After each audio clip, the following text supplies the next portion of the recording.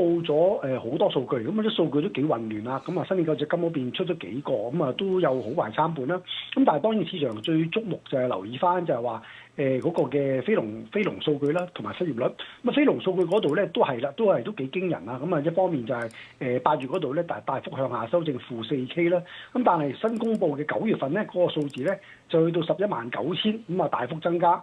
咁所以變咗個數據整體嚟計都尚算可以啊。咁雖然之前嘅向下大幅修正，咁但係另一邊廂嘅失業率咧又做差喎。咁啊由4.3啊升到4.4，咁啊都有啲矛盾嘅。咁所以變咗投資者都幾無所適從，咁啊都數據幾混亂下。咁所以變咗喺呢個混亂嘅情況下咧，咁啊我諗投資者咧都係對個美匯咧暫時咧覺得咧，都係好似有啲嘅唔係好順暢啦。即係話始終嘅數據咧，咁啊始終個非農雖然係好好啊，咁但係其他方面咧咁啊都係有啲嘅未如理想。咁所以短期間咧，我相信個美匯咧唔排除有啲嘅高位獲利回吐咧，咁啊調整。咁啊但係調整過後咧，我相信咧去到呢一個嘅100水平嗰度咧個支持位咧，咁應該可以定得住咁，然後咧就再整固。好啦，整固過後，我諗睇翻就聽日咧都有一連串嘅數據，咁睇到時聽日嘅數據咧，嗰邊公佈嘅數據咧，咁啊可唔可以有翻一啲嘅清晰嘅指引啊？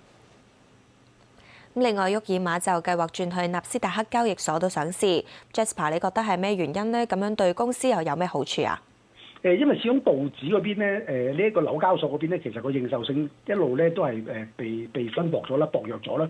咁啊一路個焦點都喺個叫做納斯達克交易所嗰邊咧，或者納指嗰邊咧。咁所以變咗 Walmart 咁樣做咧，其實對佢哋公司嚟講發展咧都係相當有利啦。咁樣又或者唔排除佢哋都可能加啲嘅科技元素，咁啊搭上呢一個科技股嘅一個嘅叫做順風車。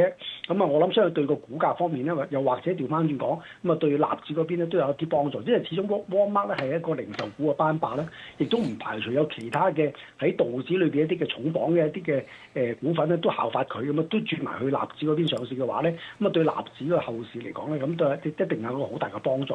咁所以佢今次嘅舉動咧都係好正面嘅，咁所以對個股價好啦，或者對納指方面都好啦，咁啊兩邊都係正面影響嘅會有。